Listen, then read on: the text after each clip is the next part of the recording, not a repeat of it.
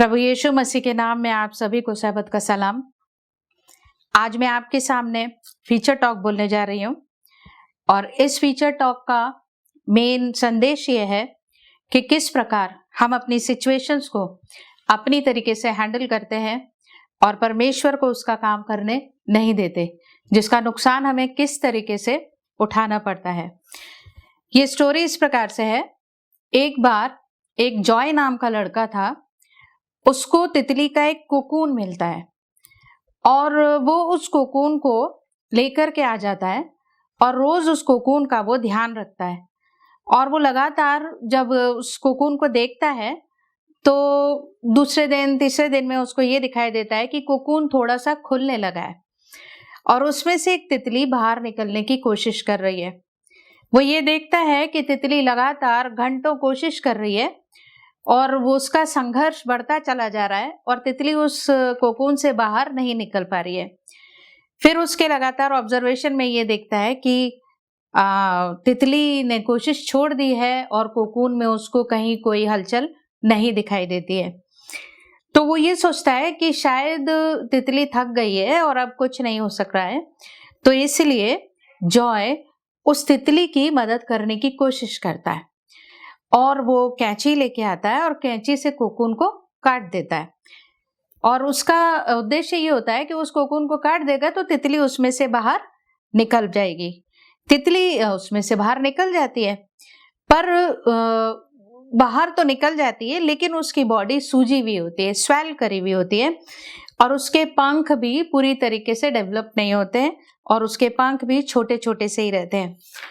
अब जॉय लगातार ये देखता रहता है कि ऐसा क्या हुआ, और वो ये सोचता रहता है और देखता रहता है कि उसके पंख बड़े हो जाएंगे, शायद इसके पंख बड़े हो जाएंगे और उसकी बॉडी को सपोर्ट करने लगेंगे और उसकी जो बॉडी जो सूज गई है, स्वेल हो गई है, वो फिर से सही हो जाएगी। पर ऐसा नहीं होता है। वो तितली जब तक जिंदा रहती है वो ऐसे ही रेंगती रहती है और उड़ नहीं पाती है।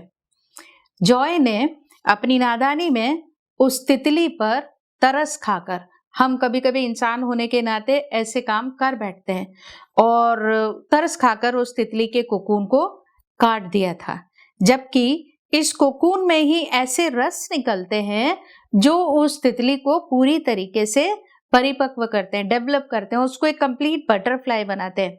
और ये प्रोसेस परमेश्वर का बनाया हुआ है। परमेश्वर उस तितली के वो कोकून के संघर्ष में रखकर उसके पंखों को इस प्रकार तैयार करता है कि वह उड़ने को तैयार हो सके। कभी कभी हमारे जीवन में भी संघर्ष इसी प्रकार से हमें तैयार करते हैं। परमेश्वर हमारी लाइफ के अंदर, हमारे जीवन में इस प्रकार के संघर्ष डालता है ताकि वो हमें उन बाधाओं से आगे ले जाए और उन बाधाओं से बाहर निकलने के लिए तैयार कर सके। तो हम क्या करते हैं कि उसके इस संघर्ष को महसूस नहीं कर पाते हैं, और अगर हम इन संघर्षों में नहीं पड़ेंगे तो हम कभी भी मजबूत नहीं हो पाएंगे उस तितली की तरह। हम अपनी कोशिशों से उस कोकून को काटने की कोशिश करते हैं, जबकि परमेश्वर हमें उस कोकून में रह करके हमें उड़ने के लिए तैयार करता है। ये इस फीचर टॉक का उद्देश्य है कि यदि हमारे जीवन के अंदर संघर्ष आते हैं या कोई भी परेशानी आती है तो हमें पहले ये देखना चाहिए कि संघर्ष और परेशानियां परमेश्वर हमें और परिपक्व करने के लिए और अच्छा बनाने के लिए, जिस प्रकार से सोने को आग के अंदर तपा करके खरा बनाया जाता है, ये सब करने के लिए परमेश्वर हमारे जीवन के अंदर संघर्ष लेकर के आ रहा है, क्योंकि वो कहता है कि मैं तुम्हें तुम्हारी सामर्थ्य से अधिक परीक्षा में पढ़ने नहीं दूंगा। तो वह हमारे जीवन के अंदर इन संघर्षों को ज्यादा दिन तक रहने भी नहीं देगा। मैं इस फीचर टॉक को इन पंक्तियों के साथ अंत करना चाहूंगी कि किस प्रकार से हम क्या चाहते हैं और परमेश्वर हमारे लिए क्या करता है। जब मैंने ताकत मांगी उसने मुझे मुश्किलें दी मजबूत होने के लिए। जब मैंने बुद्धि मांगी उसने मुझे उलझनें दी सुलझाने के लिए। जब जब मैंने समृद्धि मांगी उसने मुझे ताकत दी काम करने के लिए। और जब जब मैंने हिम्मत मांगी उसने मुझे खतरे दिए जीत जाने के लिए। और जब जब मैंने प्यार मांगा उसने मुझे परेशान करने वाले लोग दिए प्यार से ऊपर उठने के लिए। और जब जब मैंने उसका फेवर मांगा, उसका साथ चाहा, उसने मुझे अवसर दिए। मैंने जो चाहा वो पाया नहीं, पर सब वो पाया जिसकी जरूरत थी। परमेश्वर हमारे जीवन में हमारी जरूरतों के अनुसार वो सब कुछ लेके आता है जो हम चाहते हैं और जिसकी हमें नीड होती है। प्रभु आप सबके साथ रहे। Thank you. सबको सैबत का सलाम बोलूँगी आज के दिन। और आज की मिशन रिपोर्ट आपके सामने इंटर ट्रांस यूरोपियन डिवीज़न से आ रही है, जिसका टाइटल है वाई सफरिंग। और ये एक आदमी की कहानी है जिसका नाम एक्सेल डोमिनिक्स है और ये आयरलैंड से है। और ये अपनी कहानी हमारे सामने रख रहे हैं और कहते हैं कि मेरी बहन ने सुसाइड कर लिया था जबकि वो सिर्फ 14 साल की थी, और मेरी माँ चाहती थी कि उनके घर में एक और बेटी पैदा हो, लेकिन ऐसा नहीं होता। बेटी की जगह मैं पैदा हो जाता हूँ। और जो मेरी माँ का जो एटीट्यूड था मेरी तरफ कुछ ज़्यादा खास नहीं था, और मेरी माँ मुझे और मेरे भाई जो कि 9 साल का था लेकर फेरो एक टाउन है सदर्न पोर्चुगीज़ में, वहाँ चले जाती हैं। और जो मेरे फादर हैं वो एक कंस्ट्रक्शन कंपनी में काम करते थे जो कि मिडल ईस्ट में थी। और ये कहते हैं कि मेरी जो माँ थी वो हमेशा दुख में रहती थी, और कभी इसी के कारण उनका जो दुख था वो कभी कम नहीं हुआ, क्योंकि उनकी जो मन की तमन्ना थी कि उनके यहाँ एक बेटी पैदा होती वो कभी पूरा नहीं हो पाया। और उनका ये दुख था वो और बढ़ जाता है जबकि मेरे पापा ने उनको डिवोर्स दे दिया था। और मेरा जो भाई था वो भी मेरी माँ को छोड़ के चला जाता है। और इसी दौरान पता चलता है कि मेरी माँ को कैंसर हो गया और उनको हॉस्पिटलाइज करा जाता है और मुझे मेरे रिलेटिव के घर भेज दिया जाता है। ये एक्सेल कहते हैं कि मेरी माँ ने कभी चर्च अटेंड नहीं करा था और मुझे भी चर्च के बारे में कोई जानकारी नहीं थी, लेकिन जो रिलेटिव्स थे हमारे वो मुझे हर संडे चर्च ले जाते थे और मैंने उनके साथ जाते हुए गॉड के बारे में जाना। और मैं जब भी चर्च जाता था अपनी माँ के लिए दुआ करता था। 2 साल बीत जाते हैं और ये कहते हैं कि इन 2 साल में मेरी माँ की भी मृत्यु हो जाती है, लेकिन ये जो मेरी माँ का जाना मुझे ज़्यादा बॉदर नहीं करता और मुझे कोई फ़र्क भी नहीं पड़ता है। और मैं ये सोचता था कि ये जो खुदा है या गॉड है ये एक सिर्फ इमेजिनेशन है। और ये कहते हैं कि मैं चर्च जाना बंद कर देता हूँ अपनी माँ की मृत्यु के बाद। और जो मेरी अब की ज़िंदगी थी अब वो और चेंज हो गई थी, क्योंकि मैं अब अपने फादर के यहाँ चला गया था। मेरे जो पापा हैं, जो मेरे फादर हैं, वो पोर्चुगीज़ में वापस आ गए हैं और उनकी नई फैमिली है और मैं भी उनके साथ मिल जाता हूँ। ये आगे कहते हैं life was out of control. अब जो इनकी ज़िंदगी है बिल्कुल ही चेंज हो चुकी है। अब ये शराब खूब पीते हैं और इसके साथ साथ ड्रग्स भी लेते हैं, और इनका जो ज़्यादा समय है वो म्यूज़िक सुनने में जाता है, लेकिन वो कोई प्लेजेंट म्यूज़िक नहीं था। उसको ये कहते हैं कि सैटनिक म्यूज़िक को ये ज़्यादा प्रिफर करते थे। और ये कहते हैं कि जब ये 20 साल के होते हैं तब इनको पता चलता है कि इन्होंने आज तक जितना बोया है उसको काटने का समय आ गया है। इनकी ज़िंदगी में ईवल स्पिरिट्स काम करना चालू कर देती हैं और ये चाहते हैं कि ये सब चीज़ों से बाहर निकलें। वो चाहते हैं कि ये जो स्मोकिंग में ये जो इतने अंदर चले गए हैं, ड्रग्स जो लेते हैं, इनसे बाहर निकले, लेकिन ऐसा नहीं हो पाता है। इनको अपने एक फ्रेंड के बारे में पता चलता है जो कि एक एथिस्ट था और उसके साथ साथ वो ड्रग यूज़र भी था। और ये पता चलता है कि उस फ्रेंड ने बैप्टिज़म ले लिया है और ये उससे पूछते हैं कि व्हाट्स रॉन्ग विथ यू, ऐसा क्या हो गया कि तुमने बैप्टिज़म ले लिया है। और जो फ्रेंड है वो उसे कहता है I had read the Bible and I believe it. और वो कहते हैं कि मैंने बाइबल के ज़रिए सच्चाई को पा लिया है। और जो इसका फ्रेंड है वो एक्सेल को भी कहते हैं कि आप भी बाइबल पढ़िए, और एक्सेल बाइबल पढ़ना स्टार्ट करते हैं। और अब उनको लगता है कि जो गॉड है वो इमेजिनेशन नहीं है।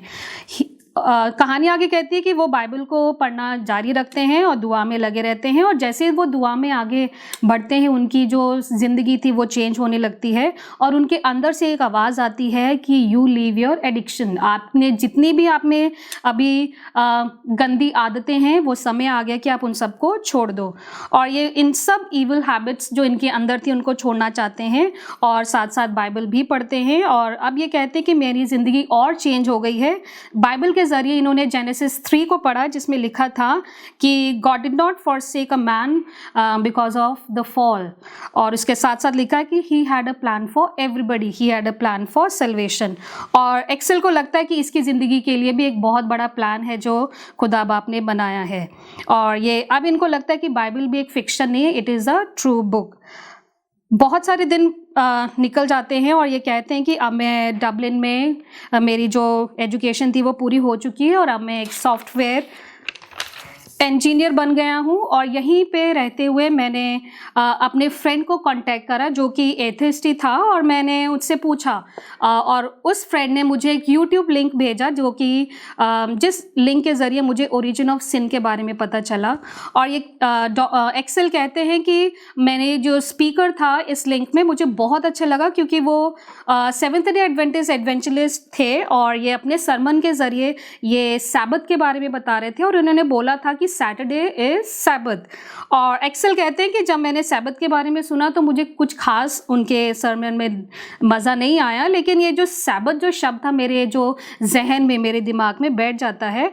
और मैं अगर पोर्चुगीज़ में सैबत को देखा जाए तो उसको सबादो बोला जाता है, जिसका मतलब सैटरडे या सैबत ही होता है। एक्सेल कहते हैं कि मैंने जो स्पीकर थे जो कि सेवन्थ डे एडवेंटिस्ट स्पीकर थे उनके बारे में और जानना चाहा और उनके सरमन को मैंने फॉलो करा और जो कि एंड टाइम प्रोफेसीज़ के बारे में थे। और ये आगे कहते हैं कि फिर मैंने जाना कि जो सेवन्थ डे एडवेंटिस्ट चर्च है it is a true church of God.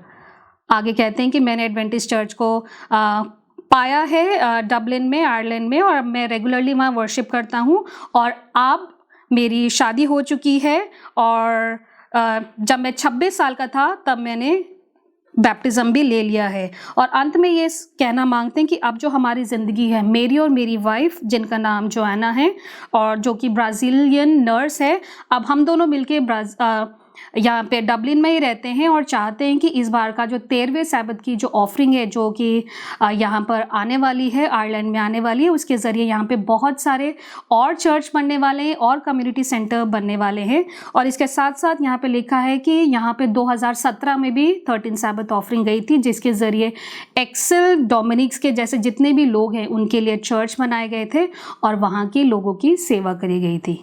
Thank you.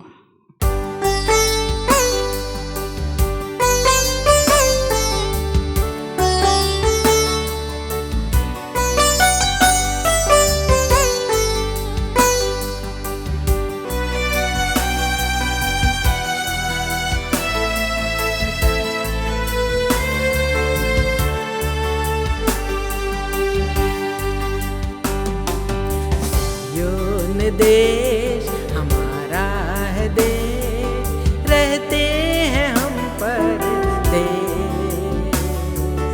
जाएंगे हम अपने देश। सियोन देश हमारा है देश, रहते हैं हम परदेश, जाएंगे हम अपने देश। हाले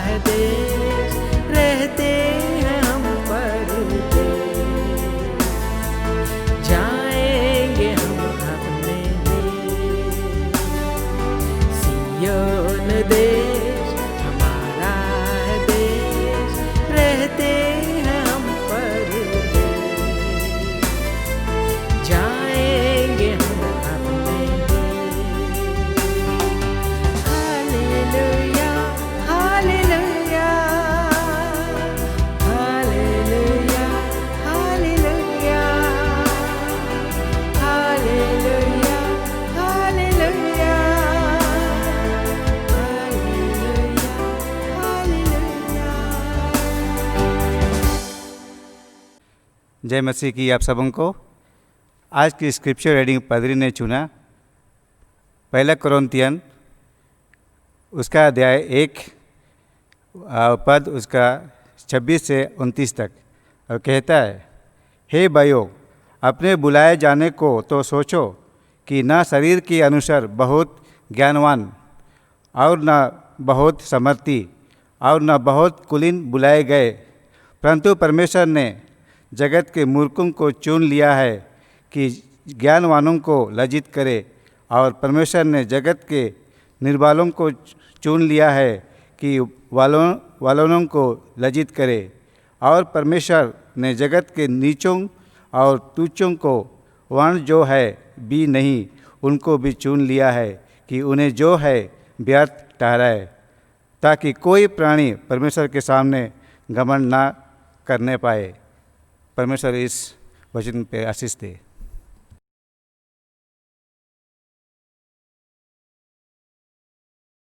परमेश्वर के नाम की महिमा स्तुति हो कि उसने आज हम सभी को सब्त के दिन इस लायक बनाया है कि हम अपने घरों में, चर्चेस में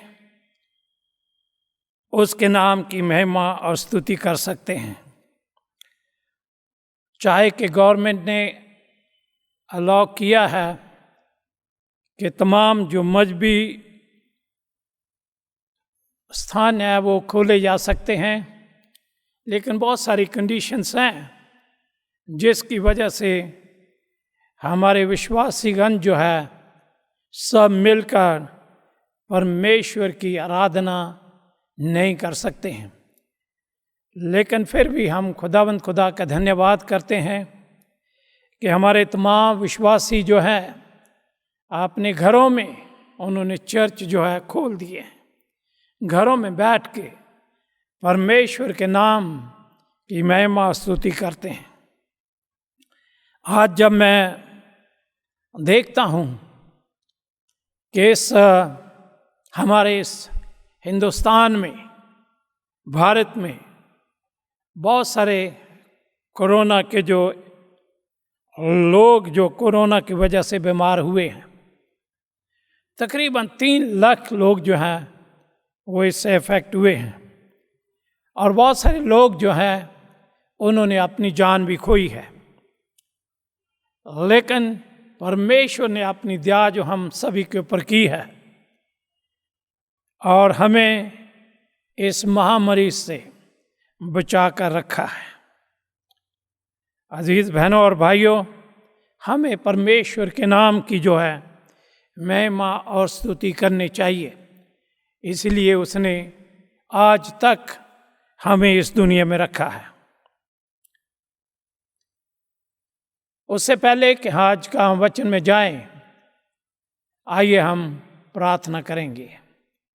हमारे स्वर्गीय पिता, जब हम तेरे वचन को खोलते हैं, पढ़ते हैं और सुनते हैं, तेरे वचन के ऊपर तेरी आशीष हो, और जितने भी लोग तेरे वचन को सुनते हैं, पढ़ते हैं, उनको भी तो बहुत सारी आशीष दे, ताकि ये सब्त का दिन जो है उन तमाम के लिए खुशी और बाइस बरकत लाए, और वो तेरे लोग तुझ में बढ़ें, तरक्की करें और अपने आप को तेरे बेटे के आगमन के लिए तैयार कर सकें।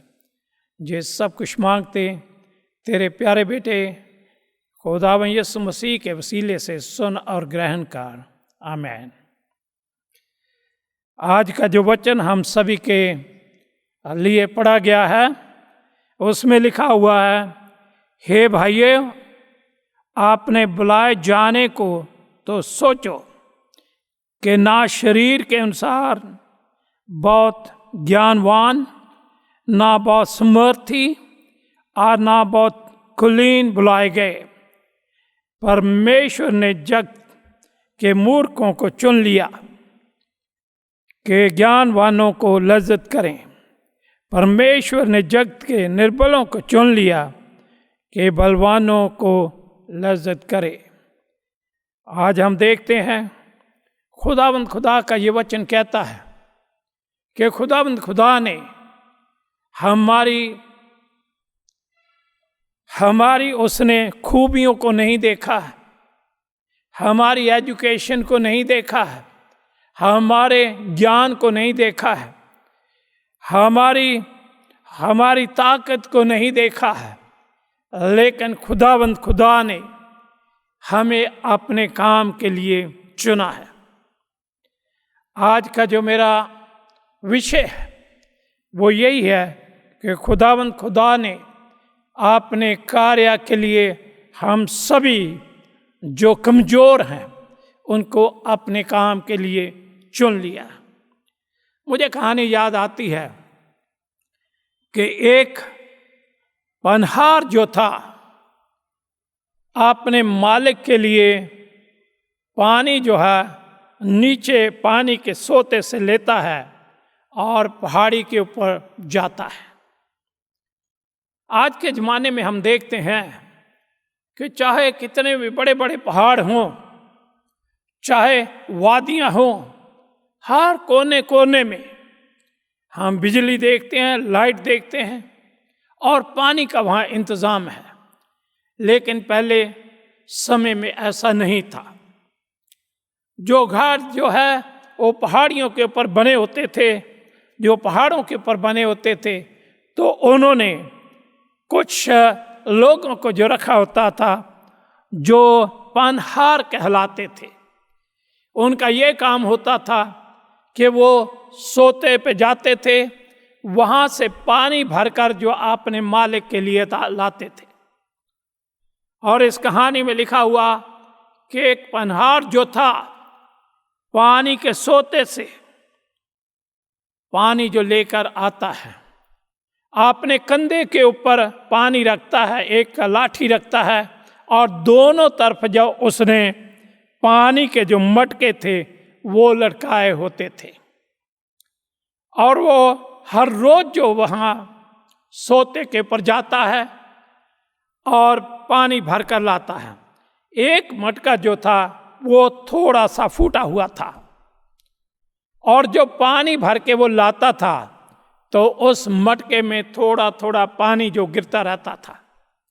और जब तक वो अपने मालिक के पास पहुंचता था तो इस मटके का जो है वो पानी आधा ही रह जाता था। दूसरा मटका जो था उसके दूसरी साइड पे वो मटका जो बिल्कुल मुकम्मल था, बिल्कुल ठीक ठाक था, उसमें कोई भी कमी नहीं थी। उस मटके में पानी जो पूरे का पूरा आता था। और ये मटका जिसमें पूरा पानी आता था वो घमंड करता है कि देखो जिस काम के लिए मुझे वो लाया गया है वो मैं पूरे तरीके से पूरा करता, कोई भी उसमें कमी नहीं, पूरा पानी जो मैं लेकर आता। और ये मटका जो है जिसमें आधा पानी आता है और आधा रास्ते में गिर जाता है, वो अफसोस करता है कि मुझे जिस काम के लिए बुलाया है वो मैं पूरा नहीं कर सकता।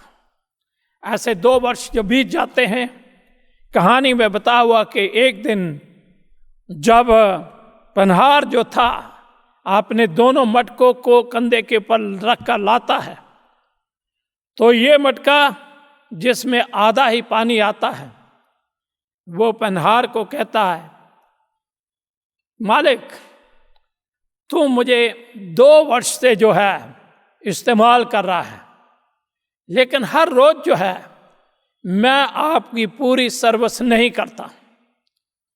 हर रोज जो है मुझ में आधा पानी ही मालिक के घर पहुंचता है। मुझे बहुत अफसोस है, इसके लिए आप मुझे क्षमा करें। और ये पनहार जो था उसको देखता है, मटके को देखता है और कहता, किस काम के लिए आप क्षमा मांगते हो? और कहता, आपको क्षमा मांगने की ज़रूरत नहीं है, मैं जानता हूँ आप फूटे हुए हो, आप में से पानी गिरता है, लेकिन आपको क्षमा मांगने की ज़रूरत नहीं है। और फिर उसको कहता है कि जब आज हम यहाँ सोते से मालिक के घर जाते हैं तो आप रास्ते में रंग बिरंगे जो फूल हैं उन्हें देखें, जब वो जा रहा होता है, एक मटका जो एक तरफ है जिसका पानी जो थोड़ा थोड़ा गिरता रहता है, और दूसरा जो वो मुकम्मल है उसका पानी जो पूरे का पूरा मटके में है। कहानी में बताया हुआ है कि ये मटका जिसमें पानी जो गिरता था, जिसमें पानी गिरता था, वो फूलों को देख के बहुत खुश होता है, लेकिन जब मालिक के पास पहुंचता है तो वो फिर अफसोस करता है क्योंकि पानी उसमें आधा ही था, और वो पनहार से माफ़ी मांगता है कि मुझे क्षमा करें कि आज फिर पानी जो आधा ही आया है। और ये पनहार जो था उसने कहा कि देख, आपने रास्ते में जो फूल देखे हैं वो आपको कैसे लगे? तो ये मटका जो कहता फूल तो बहुत अच्छे थे, और कहता कि मुझे पता था 2 साल पहले ही जब मैंने आपको इस्तेमाल करना शुरू किया, उस समय पता चल गया था कि आप में एक छोटा सा छेद है जिससे पानी जो थोड़ा थोड़ा गिरता रहता है। मैं गया और जिस तरफ जो आप को रखता था मैं, वहाँ मैंने जाके फूलों के बीज जो बिखेर दिए, और जब आप वहाँ से आते थे तो आप जो हैं, आपका पानी जो गिरता था तो इन तमाम के ऊपर पानी आता था, और आप जो है इन फूलों को पानी देते थे। और 2 साल से ये फूल जो रंग बिरंगे फूल हैं उनको मैं लाता हूँ और अपने मालिक का टेबल जो उसको सजाता हूँ, जिससे मालिक जो बहुत खुश होता है। अजीज़ों, हम जब इस दुनिया में रहते हैं, हम में चाहे कितनी भी खामियां क्यों ना हो, कितने में हमें कमियां हो, खुदा जो है हमें अपने कार्य के लिए इस्तेमाल करता है। कोई भी ऐसा जन नहीं है जिसमें कोई खामी ना हो, जिसमें कोई कमी ना हो। किसी को आत्मिक तौर पर कमी है, किसी को शारीरिक तौर पर कमी है, किसी में बोखल तौर पर कमी है, किसी में भावनिक तौर पर कमी है। लेकिन इन तमाम चीज़ों को खुदा भूलता हुआ वो कहता कि मैंने तुम्हें इसलिए नहीं चुना कि आप बलवान हो, मैंने तुम्हें इसलिए नहीं चुना कि आप जो है बहुत बुद्धिमान हो, मैंने इसलिए तुम्हें चुन लिया है कि आप परमेश्वर का जो काम करें। अजीज़ों, बहुत दफ़ा जो है हम अपनी कमियों को जो छुपाने की कोशिश करते हैं, अपनी जो कमियां उनको छुपाते हैं, उनको कई बार डिफेंड करते कि नहीं ये ठीक है। कई बार हम बहाने सोचते हैं और कई बार हम इनको छुपाने की कोशिश करते हैं। लेकिन खुदा कहता है कि तुम्हें ज़रूरत नहीं है कि अपनी कमियों को जो छुपाओ। जो शाया उसका 55 बाप उसकी 9 पद में लिखा हुआ, खुदा कहता है कि तुम्हारा सोच विचार और मेरा सोच विचार वो भिन्न है। जैसे तुम सोचते हो मैं वैसा नहीं सोचता हूँ। तुम्हारा सोच विचार और मेरा सोच विचार जो वो अलग है। खुदा जो है, चाहे हम में बहुत सारी कमियां कमजोरियां क्यों ना हो, फिर भी उसने हमें अपने कार्य के लिए चुना है ताकि हम उसका कार्य जो करें। 1 कुरिन्थियन और उसका हमने जो आज अपने टेक्स्ट में पढ़ा है, वो कहता, हे भाइयों, आपने बुलाए जाने को तो सोचो कि ना शरीर के अनुसार तुम बलवान थे और ना समर्थी थे, ना कुलीन थे कि तुम बुलाए गए, लेकिन इसलिए मैं तुम्हें बुलाया है ताकि तुम जो है जो बलवान है उनको लज्जत करो। अजीज़ भाई और बहनों, खुदा ने हमें अपने कार्य के लिए चुना है। उसने हमारी वीकनेस को नहीं चुना। बहुत सारी बाइबल में जो हमें उदाहरण मिलती है कि कैसे खुदा ने उन लोगों को चुन लिया जो सोचते थे कि हम कुछ नहीं कर पाते हैं। अगर यूहन्ना 9 में देखें तो वहाँ देखते जब खुदावंद यीशु मसीह अपने शिष्यों के साथ जा रहे थे तो रास्ते में एक जन्म से अंधा आदमी जो मिलता है, और खुदावंद मसीह से उसके चेलों ने पूछा कि मालिक, क्या इस आदमी ने पाप किया कि ये अंधा पैदा हुआ, जहाँ इसके माँ बाप ने पाप किया कि ये अंधा पैदा हुआ? खुदावंद यीशु मसीह ने कहा, ना तो इसने पाप किया, ना ही इसके माँ बाप ने किया, बल्कि ये इसलिए हुआ कि खुदावंद खुदा की महिमा जो इसके जीवन से हो।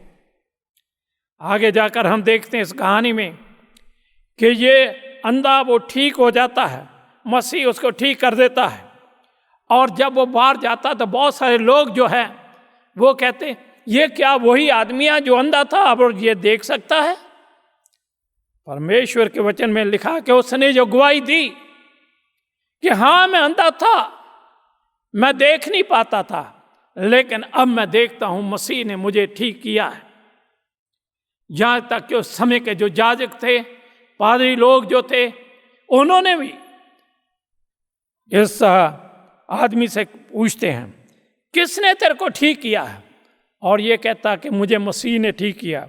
उसके बाद जो है यहाँ तक कि उसने ये भी कहा कि क्या तुम भी उसके पीछे होना चाहते हो? उसने गवाही दी कि ये खुदावंद यीशु मसीह है कि जिसने मुझे ठीक किया, और उनको ये भी कहा कि क्या तुम भी उसके पीछे होना चाहते हो, उसके शिष्य बनने चाहते हो? अजीजों, खुदावंद खुदा जो है किसी को भी चुन सकता है। कई दफ़ा हम सोचते हैं कि ये काम जो हमसे मुमकिन नहीं, हम नहीं कर पाएंगे, लेकिन मैं बताना चाहता हूँ कि खुदावंद खुदा इस लायक बनाता है कि खुदावंद खुदा के नाम की महिमा जो है उसके लोगों के द्वारा होती है। मुझे याद है कि जब मैं काफ़ी साल पहले राजस्थान में था, राजस्थान में एक स्कूल है गंगानगर, उस स्कूल में जो ऐसी घटना हुई जिसकी वजह से स्कूल का नाम जो बहुत बदनाम हुआ,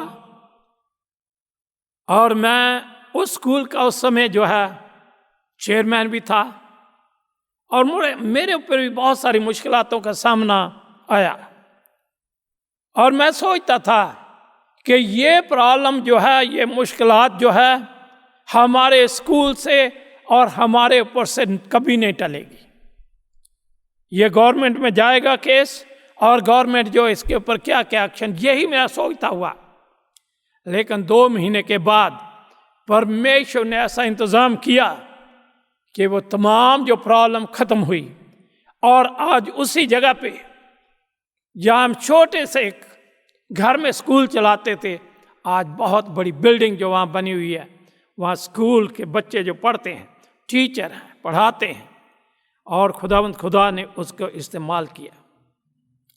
अज़ीज़ों, कभी नहीं हमें सोचना चाहिए कि हम जो कमज़ोर हैं, हम कुछ नहीं कर पाते हैं। परमेश्वर के वचन में लिखा हुआ है, कहते हैं कि हम तो एक तरीके से मिट्टी के जार हैं, मिट्टी के जार हैं छोटे छोटे, और उसमें खुदावंद खुदा ने अपना खजाना जो रखा है, उसने अपना खजाना जो रखा है। इसलिए जो हम करते हैं अपनी ताकत से नहीं करते हैं, हम तो कमजोर हैं, हम तो टूटने वाले हैं, खामियां हम में हैं, लेकिन खुदावंद खुदा की ताकत जो है वो हम में काम जो करती है, और हम जो कामयाब होते हैं। लेकिन याद रखें, हमें अपनी खामियों को नहीं भूल जाना चाहिए। हमें अपनी खामियों को, अपनी गलतियों को जो है वो हमेशा याद रखना चाहिए। और जब हम अपनी खामियों को, अपनी परेशानियों को याद रखते हैं, तो लिखा हुआ है कि खुदावंद खुदा जो है उन तमाम कमियों के होते हुए भी हमसे अपना काम जो लेता है। हमें जो है अपनी कमियों को जो मान लेना चाहिए। अपनी खामियों को जो मान लेना चाहिए। बाइबल में 3 लोगों के बारे में बताया हुआ कि कैसे उन्होंने अपनी खामियों को जो माना। पहले हम देखते हैं पतरस जो था, जब खुदावंद यीशु मसीह के साथ बातचीत कर रहा था और मसीह ने उससे पूछा कि लोग मेरे बारे में क्या कहते हैं, तो उसने ये मान लिया। उसने कहा, अरे मसीह, तू मसीह है और जिंदा परमेश्वर का बेटा है। फिर हम देखते हैं पौलुस रसूल, जो उसने भी ये माना, वो कहता है अपना उसने जो कन्फेस किया, कहता कि हम जो सभी के सभी जो हैं ह्यूमन बीइंग हैं, इंसान हैं। और उसके बाद हम देखते हैं दाऊद जो है वो क्या कहता है। दाऊद कहता, अरे खुदा, मैं पापी हूँ, मैं पापी हूँ, मुझे आपकी क्षमा की जो जरूरत है। ये तीनों जो खुदावंद खुदा के लोग थे, उन्होंने इस चीज के लिए कन्फेस किया कि मसीह जो है जिंदा खुदा का बेटा है। मसीह जो है वो जिंदा खुदा का बेटा है और हम लोग जो है वो इंसान हैं। और दाऊद जो कहता है कि मैं पापी हूँ, मुझे जो क्षमा की ज़रूरत है। अज़ीज़ों, ये सही बात है कि हमारा मसीह जो है वो जिंदा खुदा का बेटा है। हम इंसान हैं, हम जो है उसके बराबर नहीं हो सकते। हम जो पापी हैं, हमें क्षमा की ज़रूरत है। और एक और बात बताना चाहता हूँ कि जो हम में कमियां हैं उसमें हमें संतुष्ट रहने की ज़रूरत है। अगर हम 1 कुरिन्थियन 12 चैप्टर उसके 9 और 10 में देखें तो वहाँ लिखा हुआ कि उसने मुझसे कहा कि मेरा अनुग्रह तेरे लिए बहुत है, क्योंकि मेरे समर्थ निर्बलता को में शुद्ध होती है। ईश्वर, इसलिए मैं बड़े आनंद से अपनी निर्बलता पर घमंड करूंगा कि मसीह की समर्थता मुझ पर छाया करती है। इस कारण मैं मसीह के लिए निर्बलताओं को और निंदाओं में और दृढ़ता में और उपद्रवों में और संकटों में प्रसन्न हूँ, क्योंकि जब मैं निर्बल होता हूँ तब बलवंत होता। खुदावंद खुदा का वचन जो है पौलुस रसूल इसमें लिखता है, कहता कि खुदावंद खुदा का वचन है, कहता है कि खुदावंद खुदा का ये वचन मेरे लिए है। खुदावंद खुदा का वचन ये कहता है कि मेरा अनुग्रह तेरे लिए बहुत है। और कहता जब मैं निर्बल हूँ, कमजोर हूँ, कमियां हैं मेरे में, कहता मैं उसमें भी खुदावंद खुदा में खुश रहता। अज़ीज़ों, जब कभी हमारे ऊपर परेशानी आती है, हम कमजोर होते हैं, बीमार होते हैं, क्या हम उसमें भी खुदावंद खुदा की नाम की स्तुति करते हैं? क्या हम उसमें खुश रहते हैं?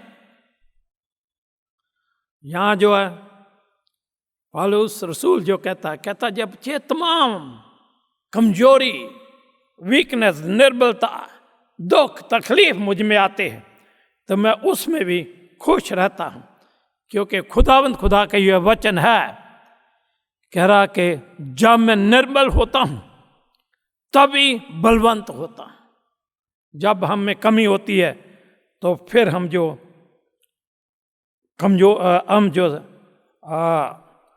संतुष्ट भी जो होते हैं। आगे हम देखते हैं खुदावंद खुदा का ये वचन कहता है कि हमें जो है जो हमारी कमियां हैं उस समय भी खुदावंद खुदा के ऊपर निर्भर होना चाहिए।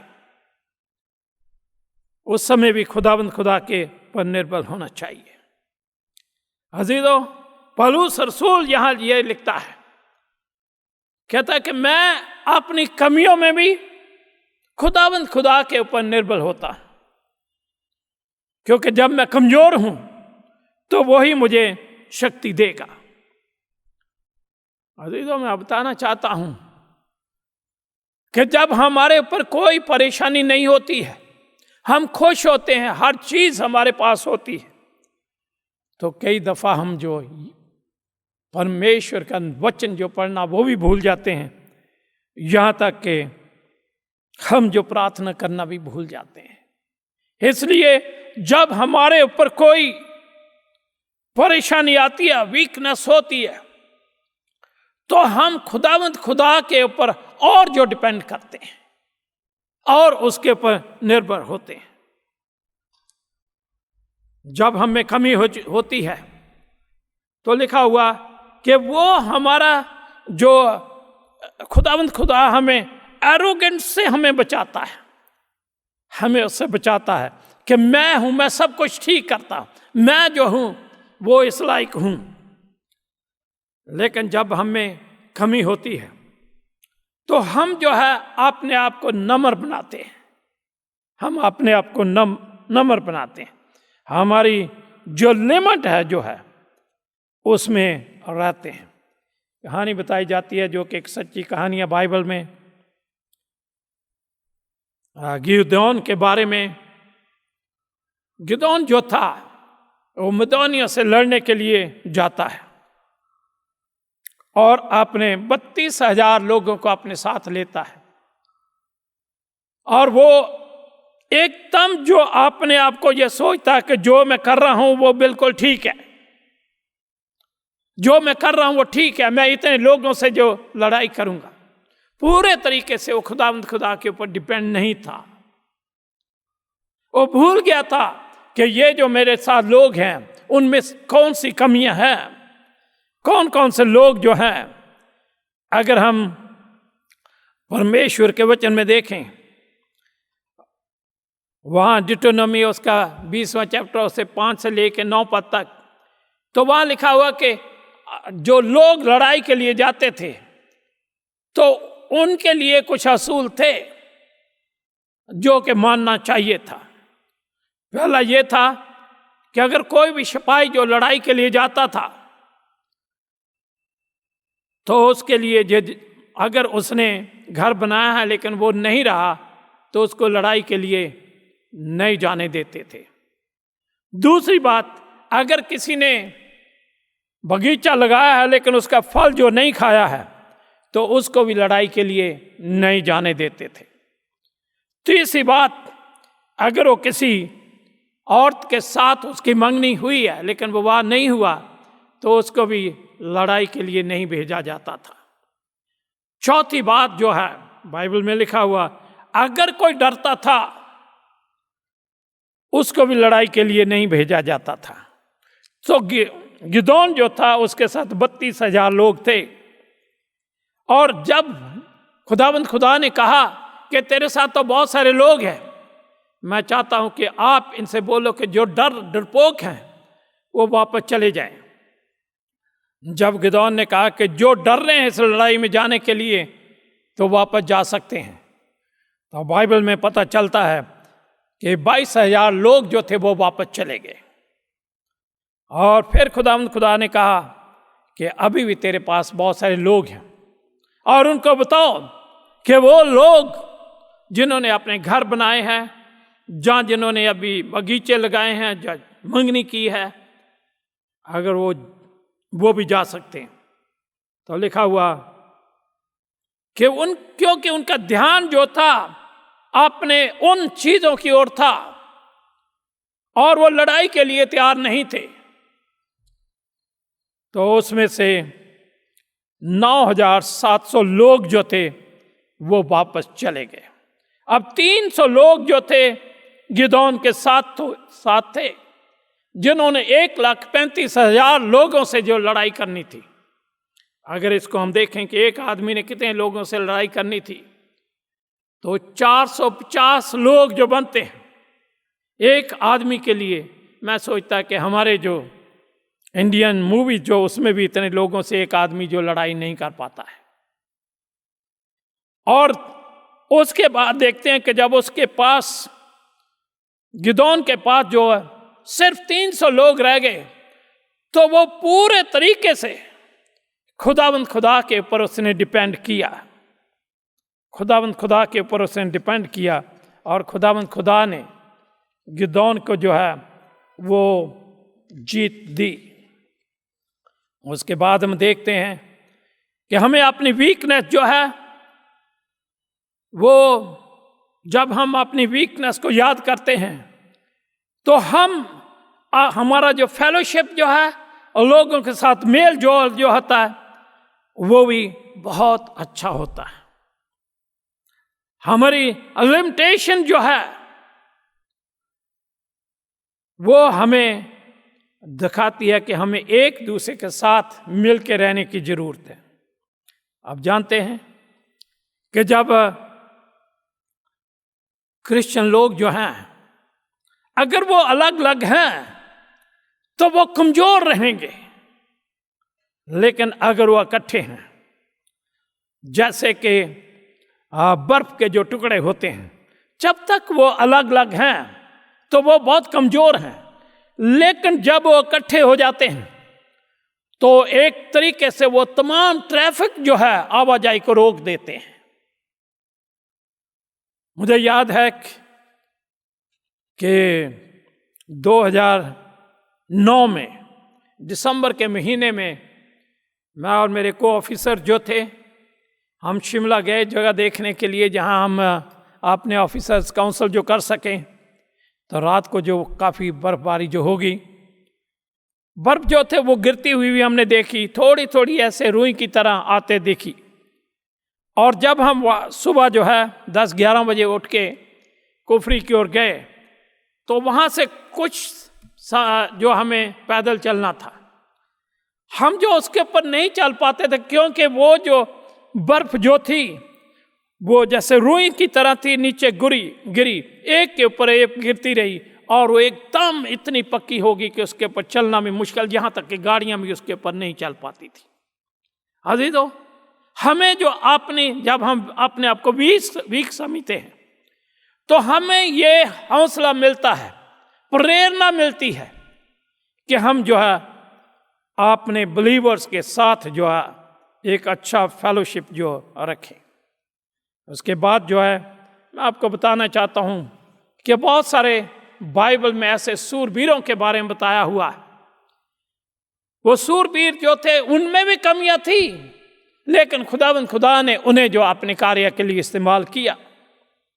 मूसा के बारे में हम देखते हैं, मूसा जो था वो अपने स्वभाव में बहुत उसमें वीकनेस थी, स्वभाव में बहुत वीकनेस थी। अब जानते जब वो 40 साल तक